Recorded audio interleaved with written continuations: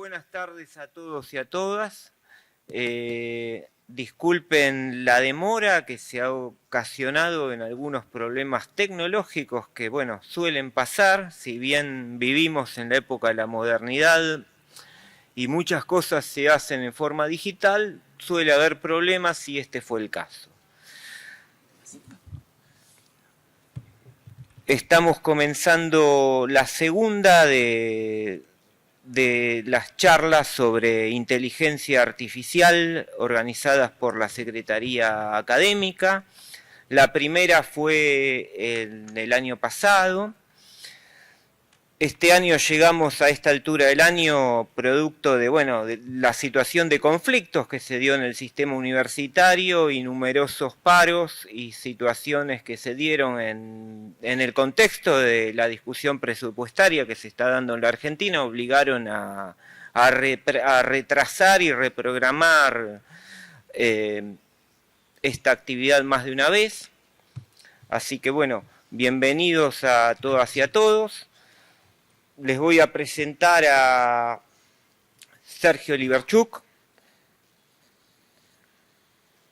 Sergio es bioingeniero, profesor de la Universidad Nacional Arturo Jauretche, diplomado en inteligencia artificial, fundador de la empresa Founder in Deep Talk, director científico en Virtual Sense, empresa de monitoreo en pacientes crónicos.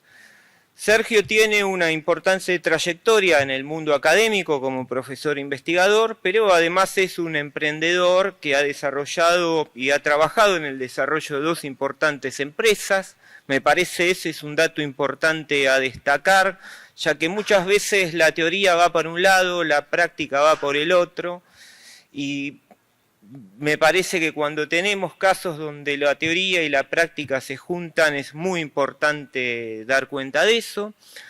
Otra cuestión que me parece importante es que las empresas en las que él ha trabajado en desarrollo son una es argentina, otra es chilena. Estamos hablando de desarrollos de inteligencia artificial latinoamericana, porque muchas veces cuando se escucha inteligencia artificial y ¿qué nos viene a la mente? ¿Qué empresas nos vienen a la mente?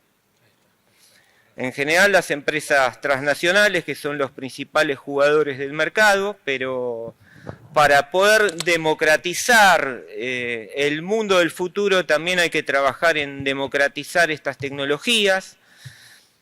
Me parece que la Argentina tiene que pensar en algún momento, quizá no en la actual, va a ser difícil en la actual coyuntura, pero la Argentina tiene que pensar en tener un programa de inteligencia artificial soberana, donde interactúe el sector público y el privado y existan desarrollos que permitan aumentar la capacidad productiva de nuestra economía y de las economías latinoamericanas, manteniendo importantes niveles de independencia económica. Bueno, sin más, los dejo con Sergio.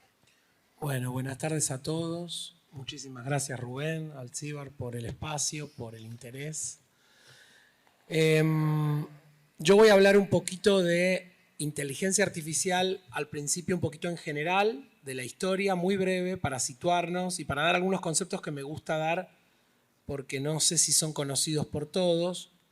Y después vamos a hablar un poco de la experiencia que tuve en la Argentina, haciendo crecer desde cero una empresa de monitoreo remoto de pacientes con enfermedades crónicas, y fundé hace ya 5 años una empresa con base en Chile y en Francia para el procesamiento natural de texto. Todo basado en inteligencia artificial, ambas dos de las compañías. ¿Qué es la inteligencia artificial? La gente está viviendo lo que se llama una ola, como todos sabemos, un hype, pero esto no empezó hace 2 años. Lo que pasa es que tuvo una fuerte impronta de lo que todos conocemos hoy por ChatGPT, que son los modelos de lenguaje extenso, y en noviembre de 2022 cambió completamente la ecuación para la población en general, para el uso de la tecnología de los usuarios comunes de a pie, pero para las empresas un montón. De hecho, en nuestra empresa en particular, en la empresa chilena, francesa, DeepTalk, nosotros estábamos a punto de morir en ese momento, porque ustedes saben que, bueno, emprender es muy difícil, 8 de cada 10 startups quedan en el intento, hay todo lo que se conoce como un valle de la muerte, si lográs atravesar ese periodo crítico quizás salís adelante, pero la mayoría se quedan ahí.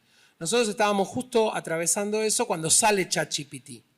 Y nuestra empresa, que después voy a mostrar un poco más, lo que hace es analizar y procesar textos de diversas fuentes, emails, conversaciones de WhatsApp, transcripciones de audio, respuestas abiertas de encuestas, todo texto digitalizado que nosotros podamos a las empresas sacar información importante para sus negocios.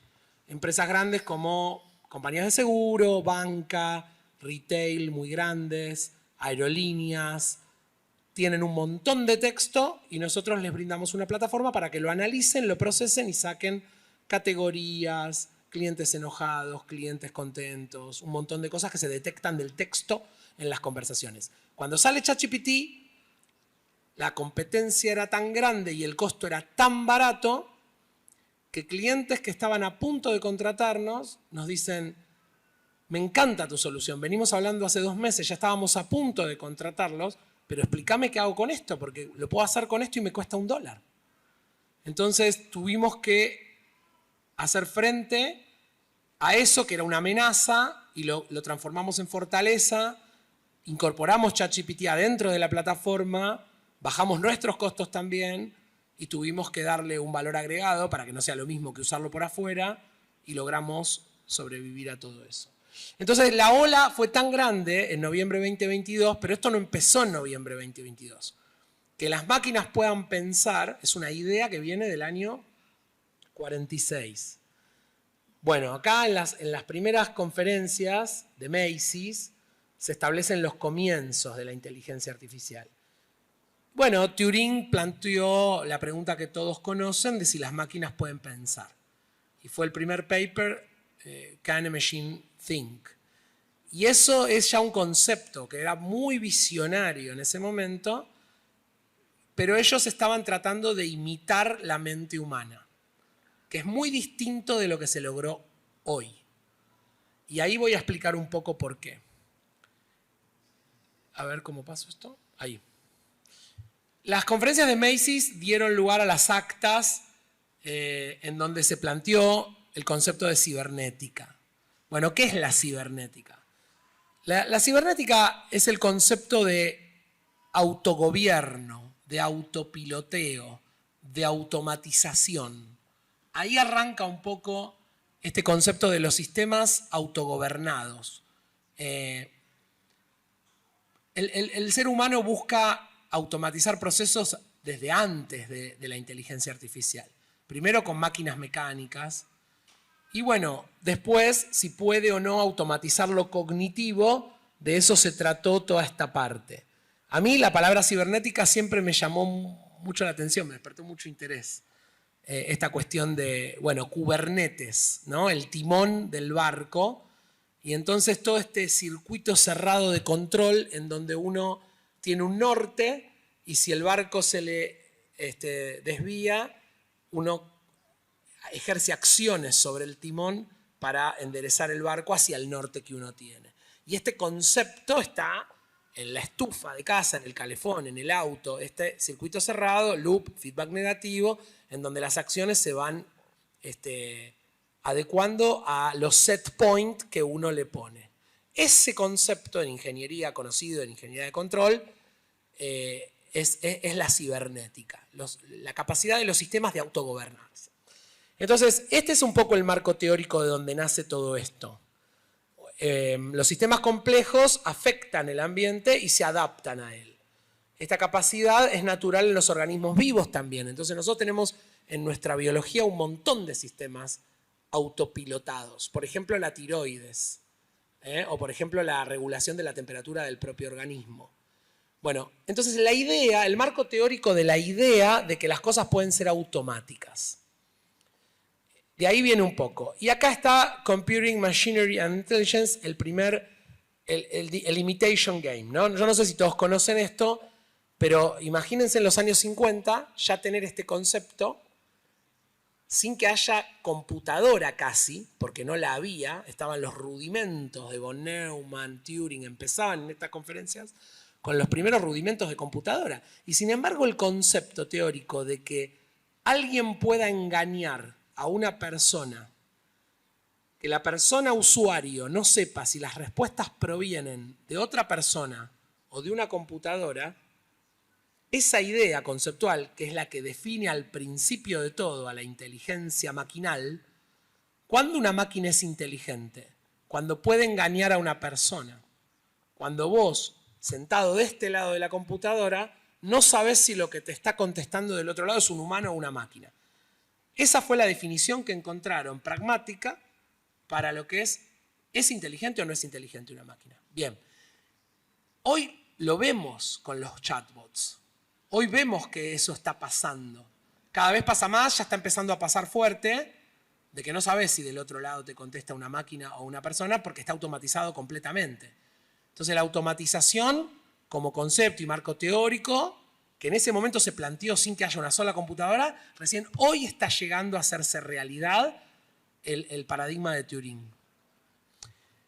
Y... A ver. Entonces, ¿qué es la inteligencia artificial? ¿Cómo está definida la inteligencia artificial? Son sistemas que muestran un comportamiento inteligente al analizar su entorno y tomar acciones con cierto grado de autonomía para lograr los objetivos que se plantean. Entonces, hay otras definiciones, refiere a la habilidad de las máquinas que exhiben comportamiento humano. O sea, es todo muy blando en principio, es difícil definirlo, porque no tenemos mucha idea de qué es la inteligencia. Antes de saber si la inteligencia es artificial o no, ¿qué es?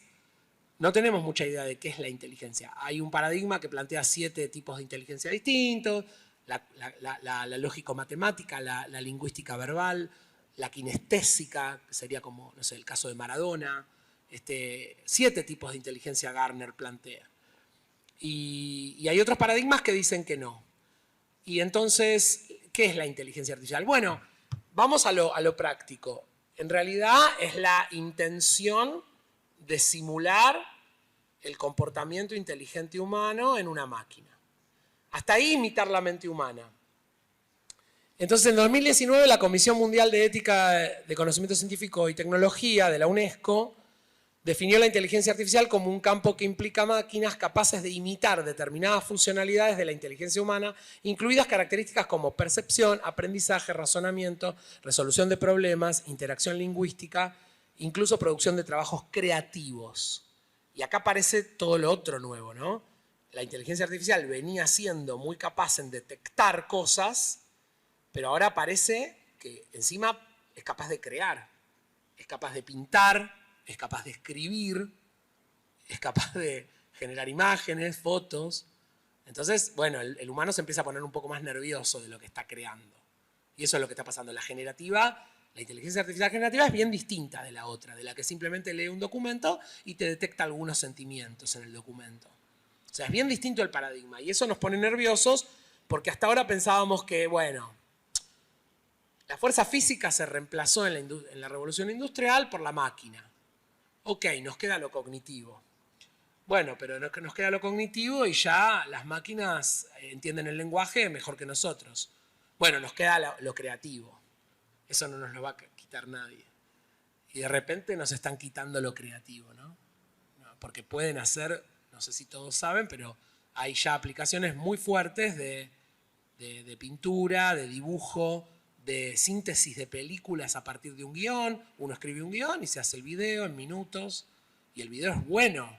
Es con actores, es con pasto de verdad, con gallinas corriendo. Parece la televisión que se sintetiza con un guión simplemente relatado en un texto. O una foto ni que hablar, o lo que ustedes ya conocen por la escritura de un cuento o una novela. Entonces, bueno, aparece la parte creativa. Entonces, qué lío, ¿no? Con la inteligencia artificial, porque Miren lo que era en 1957, todo real y físico, la cantidad de cables que se conectaban para detectar la letra C allá arriba. Si una máquina podía detectar que eso era una C, y lo que llegamos hoy, ¿no? En 50 años o en 70 años. Existió un programa que se llamaba ELISA, no sé si todos lo conocen, y el programa ELISA conversaba. O sea que ChatGPT 2022 no es tan nuevo como pensamos que es. O sea, ELISA ya hacía lo que hacía ChatGPT. Ni cerca de lo que hace ChatGPT hacía ELISA. Pero intentaba. La idea ya estaba. Entonces, ¿cuál era la diferencia? ¿Cuál es la diferencia? Bueno, la diferencia es que hoy estamos viviendo el paradigma del aprendizaje automático. El aprendizaje automático es una forma de inteligencia artificial, no es la única. La inteligencia artificial es mucho más general que el aprendizaje automático. El aprendizaje automático es una potencia de cálculo enorme, una sofisticación de la herramienta para hacer cosas que nosotros no podríamos hacer. Pero de ninguna manera es inteligente el aprendizaje automático. Y este es el punto importante a entender. La inteligencia es mucho más que calcular o computar. Yo no puedo hacer una cuenta gigante mentalmente ahora para ustedes. Si yo a ustedes les digo 225.000 elevado a la 514, nadie lo va a poder hacer. Y la calculadora sí lo puede hacer. Eso no la hace más inteligente que nosotros. Entonces, este es un poco los bordes de lo que hay que plantear y charlar. ¿Qué es ser inteligente? Vuelvo a que no está bien definido. Porque además, no conocemos los mecanismos fisiológicos neurocientíficos de la inteligencia. No conocemos bien cómo funciona nuestro cerebro. Pero imaginaron que conectar muchísimas neuronas podría ser una posibilidad de imitarlo. Y la verdad es que les fue bien en la parte de cómputo. En la parte de cálculo, conectar muchísimas neuronas calcula muchas cosas, muy fuerte y muy rápido. Y lo hicieron a los 70 y no les anduvo. Por eso dejaron de financiarlo. Ahora vamos a hablar un poco de eso. Entonces, ¿qué cambió para que ahora sí ande? Lo que no anduvo. La diferencia entre lo de arriba y lo de abajo es que en la programación basada en reglas, que fueron los primeros sistemas expertos, que fue codificar no sé, el cirujano tenía ciertas reglas, le preguntaban al cirujano, ¿qué cosas tenés en cuenta vos como procedimiento? Vamos a automatizarlos. Bueno, el tipo decía las reglas que él tenía en cuenta, lo programaban y los datos y el programa generaban una salida. Hoy es distinto. El paradigma del aprendizaje automático es dame datos, dame la salida que querés que dé y la máquina sola escribe el programa que va a permitir obtener esa salida a partir de esos datos. Ven que es totalmente distinto. Arriba entran datos y programa y es un forward model, sale directo la salida. Abajo entran datos y la salida que uno quiere. Y lo que sale es el programa. Por eso se le llama aprendizaje automático, porque se autoprograma de alguna manera lo que queremos obtener. Y este fue el cambio de paradigma y para esto se necesitaban potencias de cómputo muy grandes. En esa época no estaban, fíjense las cosas que decían. Las computadoras son limitadas porque los humanos las colocamos en sistemas de baja complejidad. Una vez que hayamos logrado escribir programas capaces de introducir mejoras en sí mismos, o sea, estos autoprogramas, comenzará un proceso de rápida evolución. Esto lo dijeron en 1974. O sea que ya sabían que lo que faltaba eran sistemas de alta complejidad. Hardware faltaba. Los conceptos vinieron mucho antes que el hardware. Y abajo, no es seguro que las máquinas no puedan sentir dolor. Bueno, eso lo que pasa es que está planteando que hay más que calcular y computar. Justamente está diciendo nosotros somos capaces de más cosas. El cerebro no conocemos todo, pero es capaz de sentir dolor. ¿Y eso cómo lo vamos a imitar? ¿Cómo vamos a imitar los procesos complejos de las emociones y otras cuestiones que no son solo calcular? Bueno, como todo eso con el hardware que había en el momento estaba muy bien plantearlo, pero no salía, dejaron de financiarlo. Los resultados eran muy malos. No había retornos de inversión acordes. Y vino un invierno de casi 30 años. En realidad no fue de 30 años. En los 80 revisaron de vuelta las cosas, volvieron a las redes neuronales, no tenían lo que querían, En los 90 empezaron a ver algunas cosas que valían la pena, pero recién en el 2000 es que vuelve todo esto fuerte. Entonces, fíjense, en los 40, 50 arranca la idea, hay una emoción grande, hay una decepción grande en los 70, se deja de poner dinero y en los 2000 vuelve el entusiasmo. Bueno, porque el hardware evolucionó así, de esta manera evolucionó. Fíjense lo que es la caja de allá arriba a lo que tenemos hoy. Y esto es en muy, muy pocos años. Quizás seamos nosotros los que hayamos visto el cambio tecnológico más grande de todos los tiempos, el más rápido seguro. Porque por ahí el fuego, no sé, tuvo más impacto o alguna otra cosa que ahora no me viene a la mente. Pero esto fue tan rápido que nosotros nacimos con una cosa y morimos con otra completamente distinta. ¿Y cómo cambia la tecnología a la sociedad? ¿Cómo transforma? Estamos viviéndolo ahora, cómo transforma. Bueno, ahora vamos a hablar un poco de las relaciones laborales, del empleo, de las empresas, del impacto ético, social, cultural que tiene todo esto, ¿no? ¿Se puede bajar un poquitito la luz que no veo al público? ¿Un poquitito se podrá bajar? No. Ahí, eso, gracias.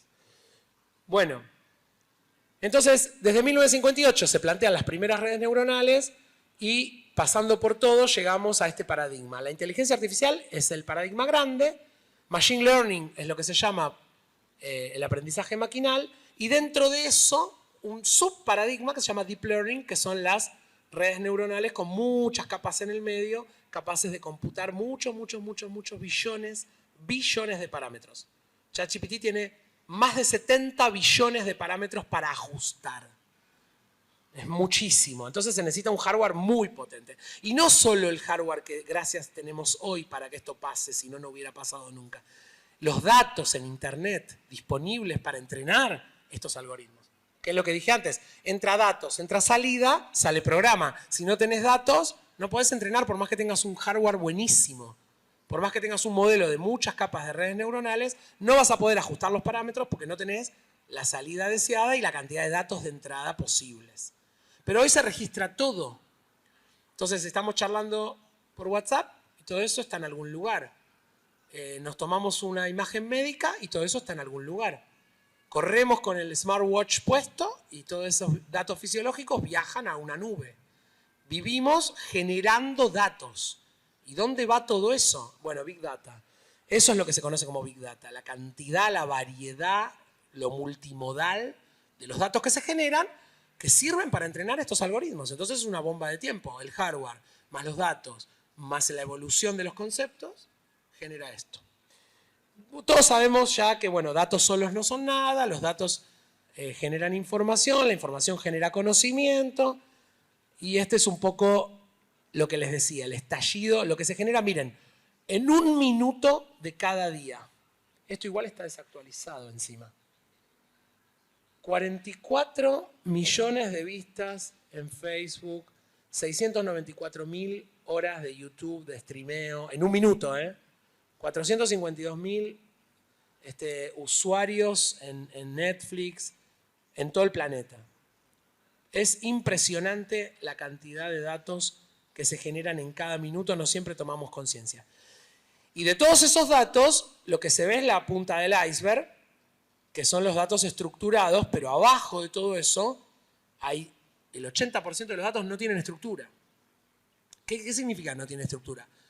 Que son bolsas de letras y números sueltos, sin campos específicos donde vos le pongas un nombre y digas, acá está la fecha, acá está el nombre, acá está la imagen, acá está la canción. Acá, no todos los datos son estructurados. La mayoría no. Y sobre todo eso es un problema para las empresas. Por eso hicimos, esto es más de lo mismo, por eso hicimos la empresa esta DeepTalk de base francesa, digo ahora, empezamos en Chile aplicando a un subsidio del gobierno chileno que nos dio los primeros $36.000 para contratar a algunos desarrolladores y empezar a plantear la idea. Bueno, estos son tipos de modelos. Ahora les cuento un poco más de las experiencias de las empresas. Esto es más de lo mismo, ¿no? ¿Dónde se ubica el Big Data? ¿Qué significa data mining? Que eso es más minería de datos, búsqueda en los datos a ciegas, a tontas y a locas. Eso está todo en el mundo del data science. Después se junta con el mundo que les mostré antes del artificial intelligence y juntos generan esta bomba que está sucediendo ahora. La industria 1.0 era la aparición de la mecanización, ¿no? Le llamamos a la gran revolución del vapor, de mover la locomotora. Bueno, la primera cinta transportadora aparece con lo que se llama la industria 2.0.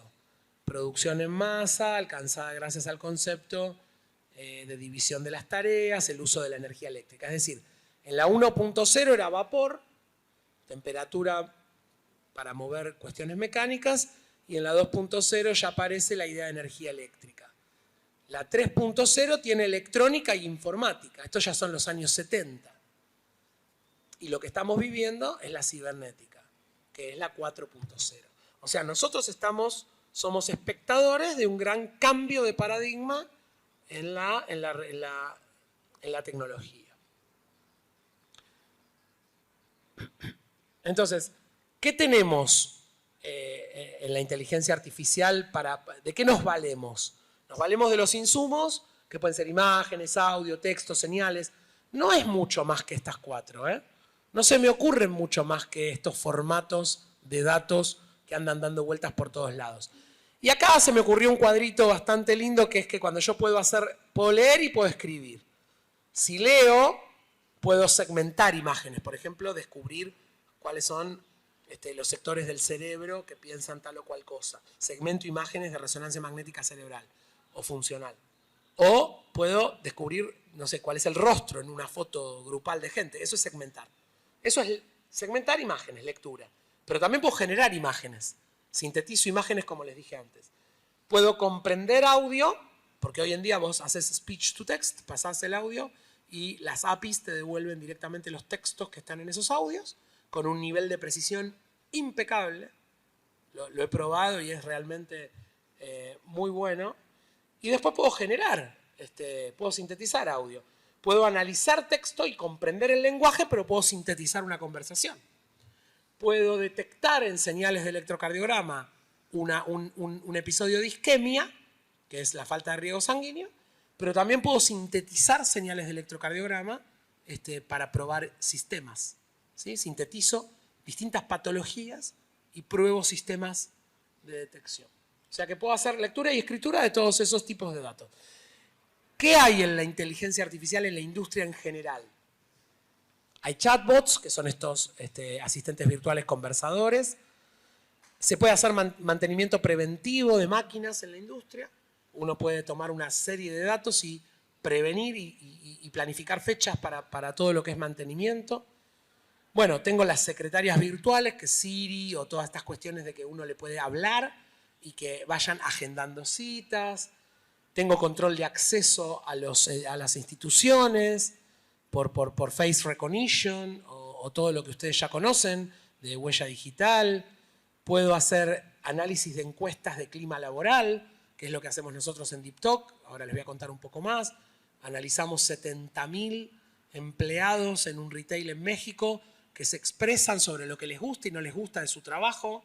Y entonces anónimamente, no hay nadie que revise todo eso. Hay un algoritmo que lo hicimos nosotros, que detecta categorías en esas respuestas abiertas a encuestas, donde 76.000 empleados se expresan 3 veces por año y dicen: no me gusta mi jefe, no hay microondas en el almuerzo, nunca tengo dónde estacionar, ¿por qué los beneficios son solo para los que tienen hijos?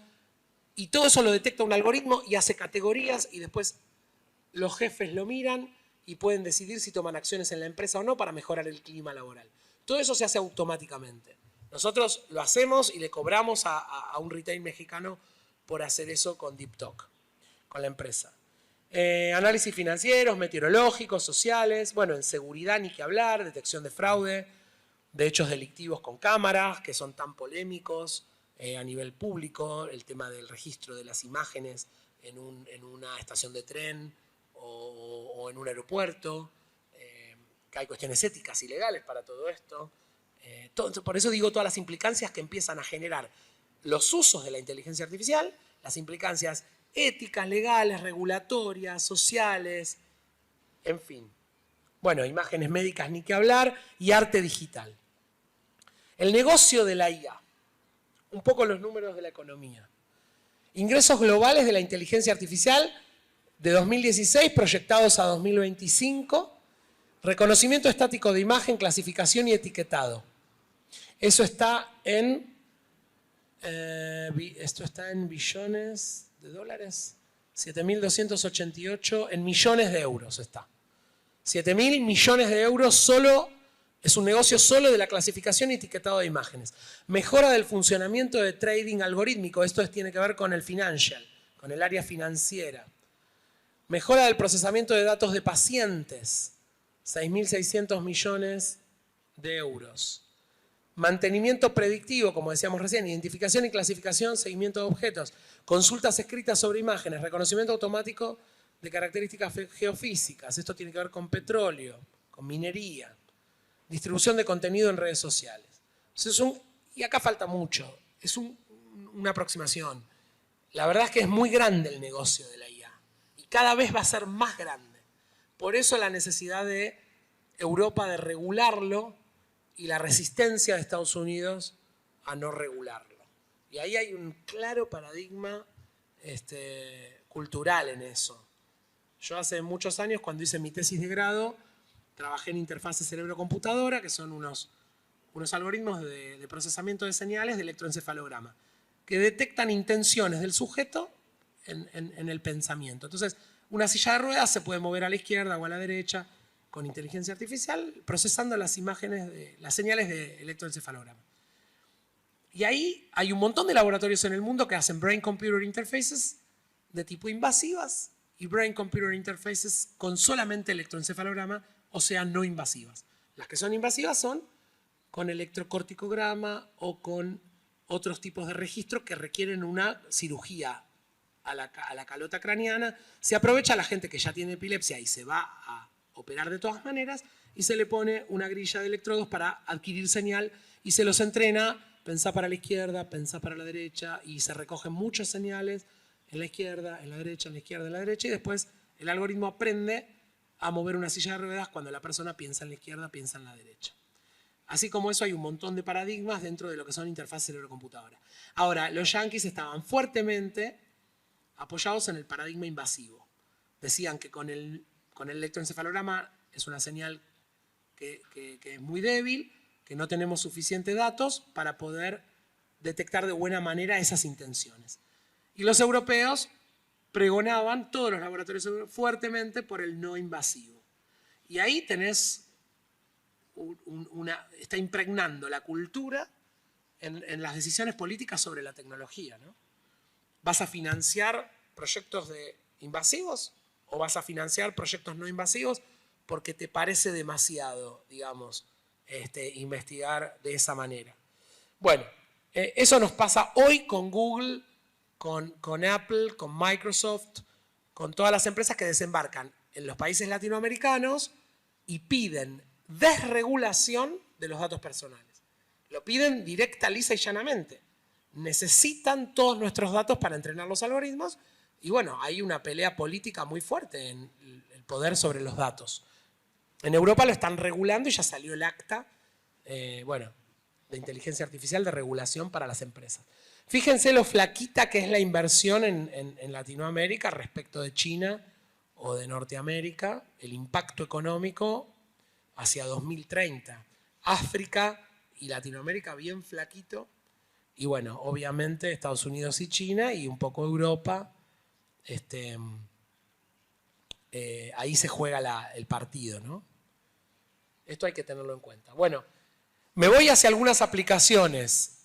¿Es buena o es mala la inteligencia artificial? ¿Sirve o no sirve? ¿Reemplaza al humano o no lo reemplaza? Y bueno, para algunas cosas es mejor que nosotros y para otras es peor que nosotros. Y el tiempo dirá cómo nos acomodaremos nosotros en todo este juego y cuánto la usaremos y cuánto nos usará ella. Y no hay que olvidarse que le da beneficios a la población en distintos sectores. El análisis no es lineal, no es unidimensional. A un paciente lo puede estar beneficiando un montón al mismo tiempo que a un médico especialista en imágenes le está quitando el trabajo. Pero el paciente se beneficia de que se detecta su tumor muchísimo antes que si lo hubiera detectado un humano con su vista. Y ni que hablar que médicos especialistas en imágenes que sean muy buenos, hay muy pocos. En todo el mundo hay muy pocos, en Argentina hay muy pocos. Entonces, vos tenés que democratizar el acceso a la salud. Vos tenés que automatizar estos sistemas para que a más pacientes llegue la posibilidad de que su tumor sea detectado por un buen algoritmo, que lamentablemente sí, reemplaza a los profesionales o les da una herramienta de ayuda y de soporte y entonces multiplica la fuerza de ese experto que no puede estar en todos lados al mismo tiempo. Entonces, ese es un buen uso de la inteligencia artificial. Y si hay gente que no encuentra más trabajo porque la máquina lo hace mejor que ellos, bueno, pues esa gente tendrá que acomodarse en otro lugar de la cadena productiva, que siempre que ha habido revoluciones industriales, ha habido generación de nuevos empleos distintos en la cadena que se necesitan también. Si los gobiernos van en este sentido apoyando que esta gente no se salga del sistema y se pueda recapacitar, eso es otro cantar. Pero no por eso le vamos a poner palos en la rueda a la tecnología. Esto es una mirada personal que les quiero dar. Hay que hacer fuerza e hincapié en que los gobiernos usen el exceso de rentabilidad que, por ejemplo, se genera en las empresas por la automatización de procesos para recapacitar a esos cajeros de supermercado que se quedaron sin trabajo. Si en un supermercado, hipermercado, reemplazan a 20 o 30 o 100 cajeros por self-attending, por máquinas que vos te cobrás solo, bueno, lo importante es que el exceso de rentabilidad por no pagar esos sueldos que le queda al hipermercado, lo tenga que pagar en forma de impuestos para que esa plata el Estado se la vuelva a dar a esos que se quedaron sin trabajo para capacitarse. Y esa es otra pelea que tenemos que dar. Después, si nos están transfiriendo trabajo a nosotros porque nos pesamos y nos cobramos las cosas, porque nos atendemos en el chat, porque bueno, ese también es otra discusión interesante. El supermercado le termina transfiriendo al usuario mucho del trabajo, del servicio que tendría que dar el propio supermercado, quizás. Es otra discusión, me parece una discusión muy interesante. Yo no sé si quiero pesarme las cosas, cobrarme todo solo, tener que equivocarme, o sí, o es más rápido. Hace poco fui a Holanda y la valija me la chupó una máquina y no vi a una sola persona en ese proceso. Y yo me quedé con la sensación de que la valija no sé si iba a llegar a destino. No vi a nadie. Tuve que poner la valija en una balanza, apreté 3 botones, me imprimí un ticket, le puse el ticket a la valija y se la llevó una cinta transportadora de forma automática y no la vi más. Y no había nadie ahí. Y la valija llegó perfectamente a Barcelona. Entonces, ¿tenemos que detener estos procesos? ¿Tenemos que mantener humanos en esos lugares cuando la tecnología ya nos está diciendo que no es necesario? ¿O tenemos que dejar que esto pase y buscar nuevos lugares para estos humanos y redireccionar el dinero para que esto ocurra? Bueno, esto es un poco lo mismo que mostré antes, pero aplicaciones en el área de salud. No sé cómo estamos de tiempo. Tenemos un rato más. Un ratito más. Sí. Hay un par de cosas interesantes para mostrarles de experiencias concretas reales que llevamos adelante en la empresa argentina y en empresa chilena, pero con laboratorios argentinos. Ahora les muestro eso al final. Y dejo para preguntas, que por ahí está interesante el debate que se arme. Bueno, esto es un paper de 2023 que muestra cómo la máquina le gana al hombre en la detección de los screening de mamografía. Esto ya está pasando, ya la máquina le gana al hombre en esto. Pero la detección de cáncer de mama aumenta un 20% con inteligencia artificial. Es un estudio muy serio de The Lancet, donde comparan directamente el algoritmo contra el humano en una manera muy metódica y sistemática. Pueden ver el paper búsquenlo si quieren. Es Lang, lo buscan por Lang, después me piden si no, y ven el estudio. Pero, por ejemplo, bueno, acá un método basado en inteligencia artificial detecta el cáncer del futuro. ¿Por qué? Fíjense, la imagen que está para ustedes sería a la izquierda, dice que hay cáncer ahí. Lo dice mucho tiempo antes de que el humano lo pueda ver.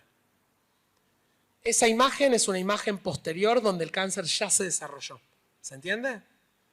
Entonces la máquina lo detectó cuando el humano no era capaz de verlo. Y eso para un paciente es oro. Oro. Poder empezar el tratamiento cuando el tumor no lo detecta otro humano es oro. Porque la gente se muere de cáncer de mama. Y se muere de cáncer de mama porque no va directamente a los screenings. Pero la gente que va lo detecta tarde muchas veces. Y acá es al revés. Acá el humano le ganó a la máquina. O sea, tenemos de las dos cosas. No hay que asustarse con todo esto, hay que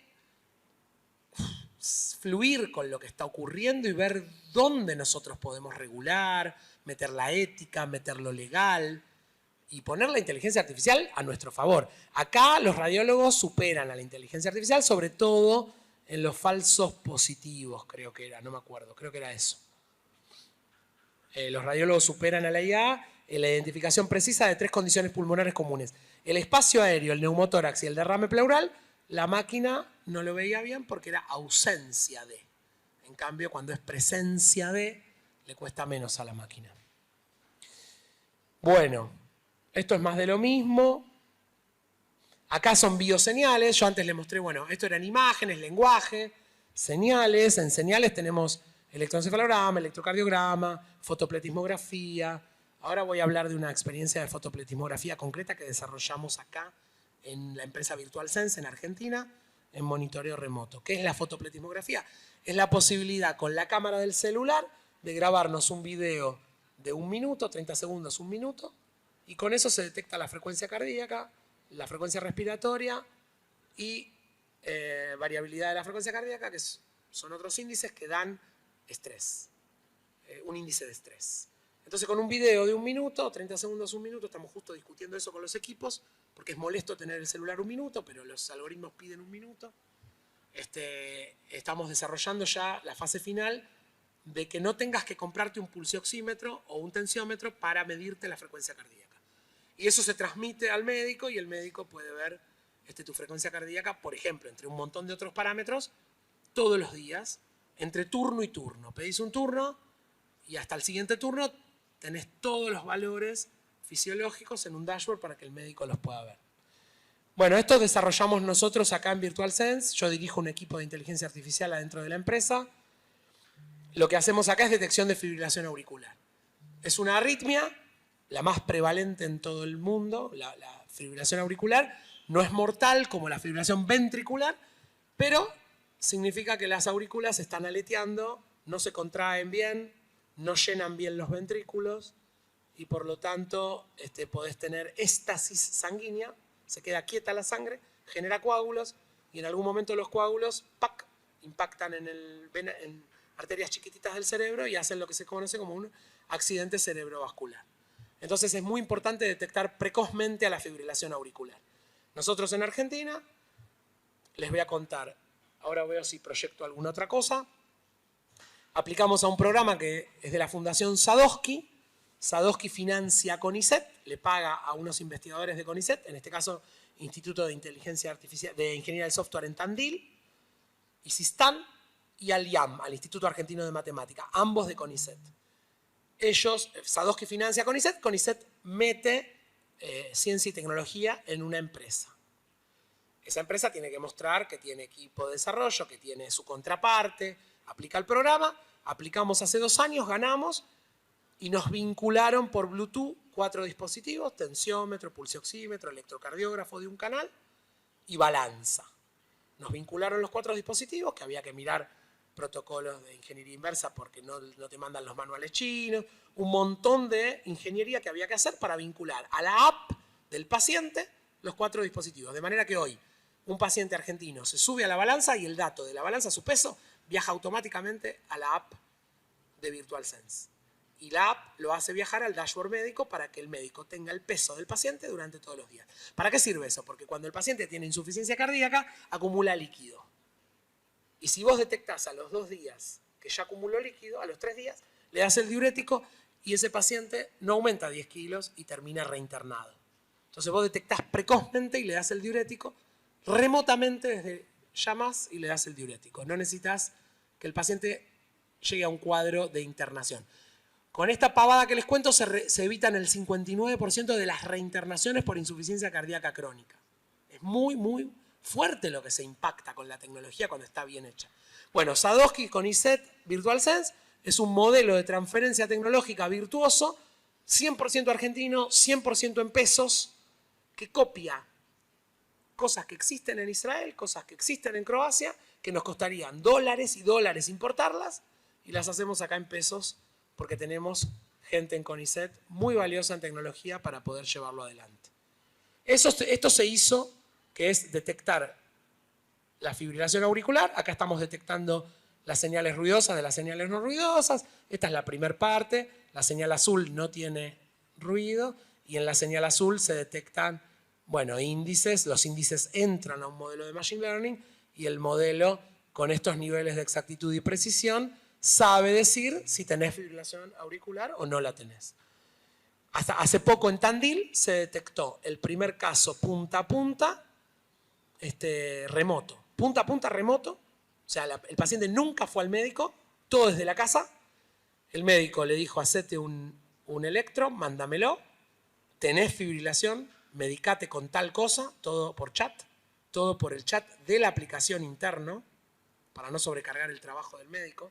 Ese es otro tema que también podemos tocar, ¿no? La sobrecarga del sistema de salud, la saturación de los médicos con el WhatsApp permanentemente de los pacientes. Hay que automatizar todo eso. Hay que lograr un chatbot que te conteste automático las cosas que se pueden contestar, donde no perdés calidez humana, que es información por ahí, y no sobrecargas al médico. Para eso sirve la IA. Para descargar al humano en su trabajo, para mejorar al paciente su calidad de atención. Bueno, el paciente se medicó, se hizo otro electro, lo mandó a Luis Sicho, el médico en Tandil. El médico vio la corrección en la traza y entonces terminó punta a punta el diagnóstico y el tratamiento de una fibrilación auricular por medio de la plataforma y de la inteligencia artificial en este caso. Bueno, esto es aplicación de Natural Language Processing en medicina. Esto es lenguaje. Vimos imágenes, vimos señales, lenguaje. No hay mucho más. Son las grandes áreas donde trabaja la inteligencia artificial. ¿Con qué insumos trabaja? ¿Con qué datos? Ya dijimos, imágenes, textos, señales. Yo para ubicarles el marco teórico que viene desde los 50, que es cómo una máquina puede pensar, hasta qué datos tenemos realmente para trabajar y qué cosas se hacen acá. Se hace apoyo a la decisión clínica, se hace... Bueno, la historia clínica electrónica es un tema importantísimo. Viajar hacia la unificación de eso, que es una utopía. No va a haber historia clínica electrónica unificada por un tiempo importante porque cada sistema de salud tiene la suya y no quiere ceder en esto. Y bueno, hasta que no venga una regulación del gobierno que diga a partir de tal fecha, tienen máximo hasta tal fecha para subirse a Argentina, mi Argentina y tener la historia clínica argentina, y lo siento, si no se suben, se les cae el sistema porque están obligados por regulación estatal a tener historia clínica. ¿Para qué? ¿Para qué? Para que el paciente pueda compartir toda su historia de diagnóstico y tratamiento en cualquier lugar al que quiera ir. Y no que tenés que andar llevando los estudios de un lado para otro. Bueno, eso está pendiente. Monitoreo remoto de pacientes, como ven acá al final, es lo que hacemos en Virtual Sense. Esto es para graficar un poco la explosión de las que les hablaba antes. Perdonen un poco lo desordenado, vamos saltando un poco. Pero fíjense los días que le tomó a Spotify llegar al primer millón de usuarios. 150 días, ¿no? Le tomó. A Instagram le tomó 75 días llegar al primer millón de usuarios. A ChatGPT le tomó 5 días. Impresionante. En 5 días llegó al millón de usuarios. Entonces, claro, esto es Turing en 2022, que es ¿Puede una máquina pensar? Pero no se dejen llevar por la falsa idea de que está pensando. Simplemente está computando muchísimo sofisticadamente. Es un Excel muy potente. No es un cerebro humano imitado. No estamos imitando, todavía no imitamos el cerebro humano por muchas razones. Principalmente porque no sabemos cómo funciona. La neurociencia está hoy como estaba la termodinámica en el 1800. Sabía apenas algunas cosas del calor y la temperatura. Hoy la neurociencia sabe poco del cerebro. Cuando sepamos más de los mecanismos fisiológicos de por qué pensamos, cómo sentimos, quizás se pueda imitar un poco mejor la inteligencia y hacerla artificial. Bueno, esto es simplemente modelos de lenguaje, cómo van evolucionando, cómo van contestando. Evolucionan rapidísimo y cuando son de un nicho. Porque eso, la inteligencia artificial es estrecha. Hoy soluciona problemas puntuales. No hay inteligencia artificial general, que es el gran sueño de Turing y de esa gente del 50. No hay todavía la singularidad, se llama. Googleen qué es la singularidad. Ese cerebro que ojalá imitemos algún día, que puede realmente ser inteligente. Bueno, un poquito de ética en todo esto. ¿Quién ama a la inteligencia artificial? Dice el chiste. Todos, ¿no? ¿Quién quiere vérselas con las guías éticas de la inteligencia artificial? Nadie. ¿Y quién va a tomar la responsabilidad entonces de las decisiones que los algoritmos tomen? Nadie, menos, se fueron todos. Porque si el algoritmo me dice que mi paciente tiene fibrilación y no tenía, ¿quién se hace responsable de eso? Y si mi algoritmo me dice que no tiene y tenía, o si al revés. Es decir, hay un vacío legal importante con los Decision Support Systems, o sea, sistemas de apoyo a la toma de decisión. El humano es el que tiene que tomar la decisión en última instancia, porque es el responsable legal y ético. El algoritmo no es responsable de nada y no lo va a hacer. Entonces el que pone la firma es el médico.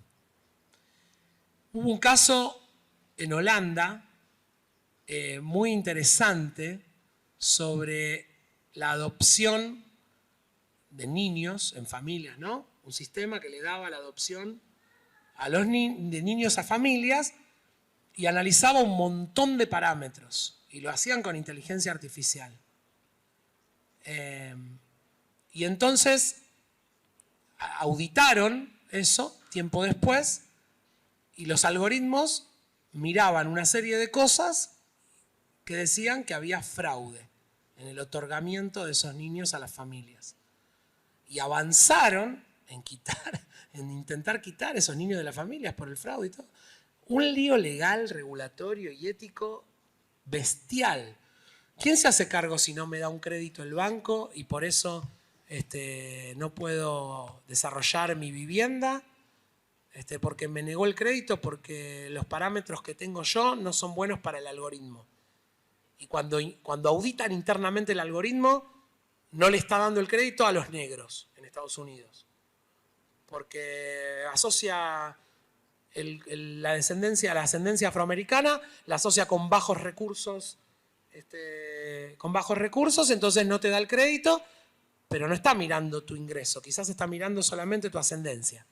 Porque ya aprendió sesgadamente que los afroamericanos no tienen muchos recursos en Estados Unidos. Bueno, ¿y quién se hace cargo de eso? Esas decisiones que toman los algoritmos. Sobre todo si son caja negra. Si te dice, viene el empleado, en el futuro, en el banco, viene el empleado y te dice, el algoritmo me dijo que no te puedo dar el crédito. ¿Y por qué no me lo puedes dar? No tengo idea, el algoritmo dijo que no. Eso es terrible. Hay que luchar contra la caja negra. Hay métodos que se llaman inteligencia artificial explicable, que explica qué atributos está mirando el algoritmo cuando decide lo que decide. Eso es importantísimo en los caminos regulatorios y éticos. Tenemos que exigir que los algoritmos sean explicables. Hay que exigir que haya transparencia. Acá, por ejemplo, hay un caso donde claramente los algoritmos de face recognition se entrenaron con cientos de fotos de hombres blancos. ¿Por qué? ¿Saben por qué? Porque se entrenaron con las fotos del ejército de Estados Unidos. Y en el ejército americano lo que predomina son hombres blancos. Entonces, vos le mostrás al algoritmo hombre blanco, hombre blanco, hombre blanco, cuando viene una mujer negra, tiene una tasa de detección malísima. Y los algoritmos se ponen en empresas y la persona no puede entrar a su trabajo todos los días. No puede entrar, porque no lo detecta. Y le dice, no, no perteneces a esta empresa. Porque el algoritmo esto fue un caso real. Ya estamos avanzando mucho mejor en todo esto, pero bueno, los sesgos es otro tema ético y regulatorio muy importante que hay que tener en cuenta. Bueno, esto, ¿no? El paciente, ¿qué va a querer? ¿Va a querer que la computadora tome la decisión o va a querer que la persona tome la decisión? Ya veremos. En la medida que ganemos confianza en cómo se desempeñan los algoritmos, todos nosotros mismos vamos a querer que una máquina detecte lo que puede detectar una máquina mejor que lo que un humano, y vamos a querer que el humano intervenga en las cosas que el humano tiene que intervenir. Human in the loop. Siempre el humano en el círculo de decisión. Nunca el humano no tiene que estar ahí. Bueno, esto es un poquito para dejar ya abierto al debate y... Bien.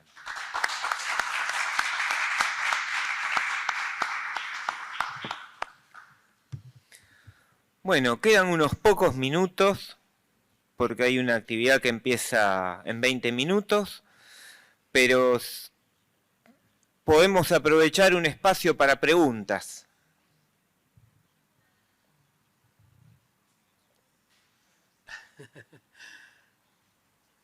Es bueno charlar sobre todas estas cosas.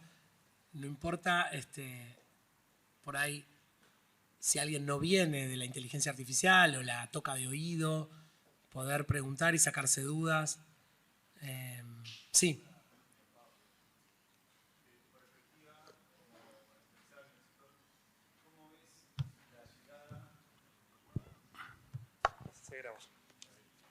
Gracias.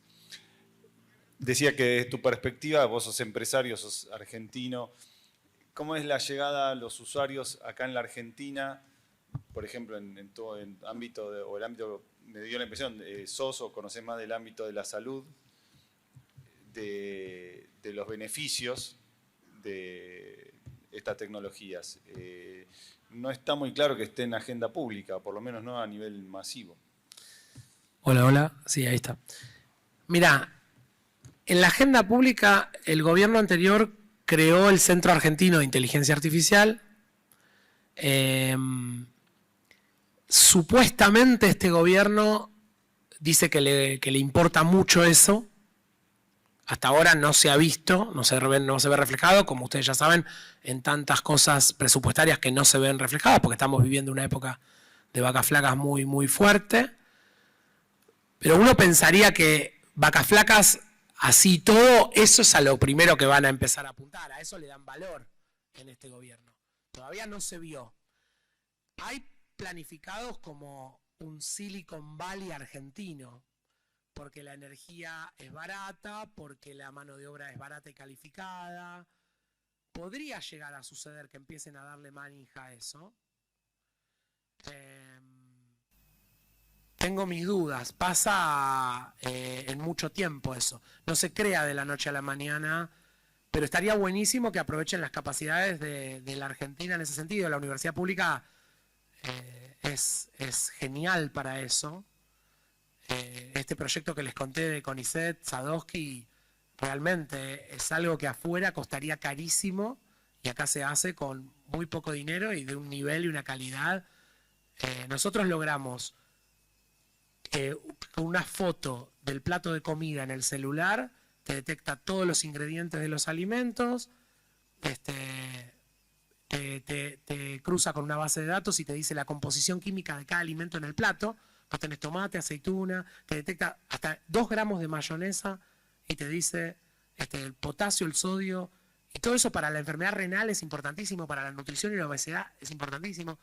Es decir, se hacen cosas muy valiosas que pueden impactar mucho con poca plata Nosotros hicimos esto de la fotopletismografía, que es el video que les conté, y la foto de la comida. Eso estamos ahora. Y vinculamos los dispositivos y detectamos fibrilación auricular. Porque ejecutamos bien el presupuesto el primer año y nos ganamos un segundo año. Estamos en el segundo año, estamos terminando el segundo año del Sadowski CONICET. Y ojalá que, porque además lo hacemos con becarios de la universidad pública. O sea, hay chicos de la UNICEN, de la Universidad del Centro de Tandil, trabajando.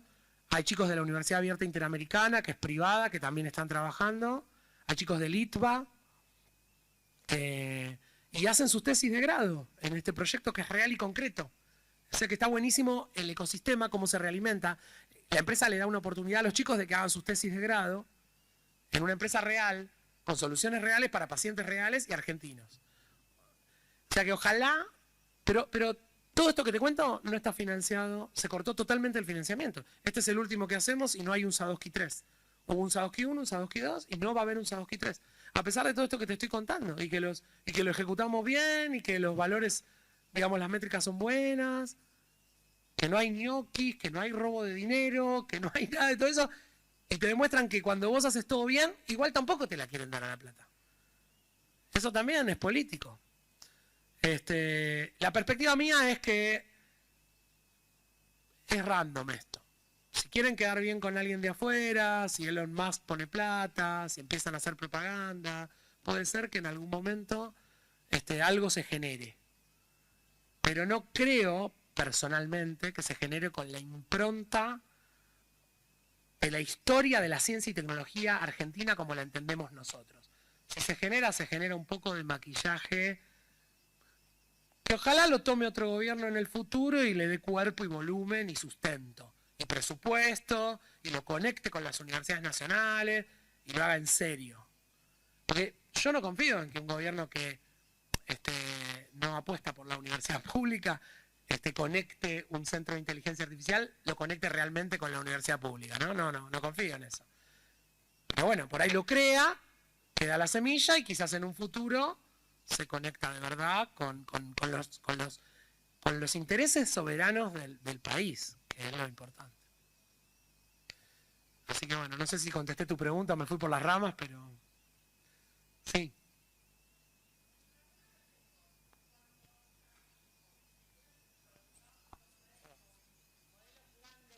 Lenguaje, terminas usando transformers porque no tenemos la capacidad de entrenar modelos. Entonces, ¿cómo manejas los sesgos si estás usando modelos preentrenados y no conoces cómo fueron entrenados? Es buenísimo lo que preguntás. Si vos no entrenás tu modelo y usás las librerías de OpenAI, las librerías de Llama, las librerías de MedPalm, no tenés control de eso. Pero vos lo corres en unos ambientes que son ecosistemas, por ejemplo, Microsoft Azure, lo corres adentro de Azure, que tiene content filtering, o sea, filtra contenido, es como que audita y testea los modelos. Entonces, por ejemplo, no tenés riesgo de violencia, de cuestiones sexuales, porque te lo filtra todo el propio entorno donde está corriendo eso, que es en la nube. Eso es una manera. Otra manera es que vos agarres modelos open source, de 7 billones de parámetros, 40 billones de parámetros, 70 billones de parámetros. Si tenés los fierros, si tenés el hardware para hacerlo, corres vos y entrenás vos tus modelos con unas cantidades de datos variados para que eso no pase, porque también no siempre tenés la data. Por ahí no tenés la data para evitar los sesgos, por más que tengas el modelo y lo entrenes vos. Es difícil. Lo que hay que hacer es probarlo, todo el tiempo probarlo, y ser muy honesto y transparente con los sesgos. Anotarlos y trabajarlos. No soltar en producción un sistema que, bueno, no está probado lo suficientemente en tu población. Porque es tu población. ¿Cómo son mis señales? ¿Cómo es mi epidemiología? ¿Cómo es la gente en Santiago del Estero, en Formosa, si quiero detectar arritmias, pero en gente chagásica? O sea, yo tengo que adaptar las cosas regionalmente a los lugares. ¿Cómo son los regionalismos del lenguaje que quiero detectar donde yo trabajo? No hablan igual en México, en Chile, en Argentina. Bueno, todo el trabajo de configuración y adaptación hay que tenerlo muy, muy presente. En la medida que lo tengas presente lo puedes atacar. No es fácil, pero por lo menos tenerlo presente.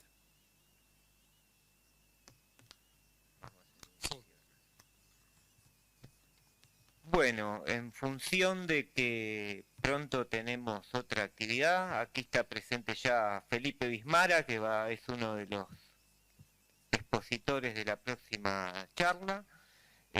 Damos un cierre, agradecemos mucho a todos los presentes, agradecemos especialmente a Sergio por haber venido, por haber dado su conocimiento teórico y contar su experiencia práctica. La verdad que me parece muy interesante el caso en el que articula la Fundación Sadowski con el emprendimiento privado y con CONICET. La verdad que son los círculos virtuosos de los cuales tenemos que nutrirnos en la universidad pública, sobre todo porque es necesario generar tecnología soberana. Así que espero que sea una semilla para que en función de ese surjan muchos otros. Un saludo grande a todos y todas. Nos vemos.